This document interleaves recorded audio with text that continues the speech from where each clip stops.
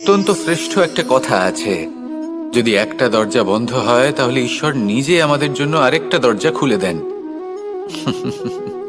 কিন্তু কিছু মানুষ আছেন যারা এটা ভাবেন যে আমার সাথে তো এরকম হলোই না, আমাদের জন্য তো কোনো নতুন দরজা খুললো না, কোনো নতুন পথ আমরা খুঁজে পেলাম না। সেই বিষয়ে আমরা চিন্তা করি, দুঃখ পাই যে এরকম কেন হলো।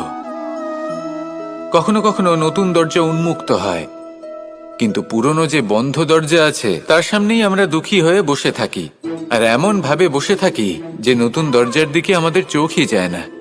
কখনো কখনো ঈশ্বর জেনে শুনেই আমাদের জন্য নতুন দরজা, নতুন পথ উন্মুক্ত করেন না, কারণ তিনি চান যে আমরা যেন পরিশ্রম করি, কর্ম করি, নিজেকে আরো বেশি শ্রেষ্ঠ করে তুলি, সক্ষম হই, আর নিজের পথ আমরা নিজেই খুঁজে নিই।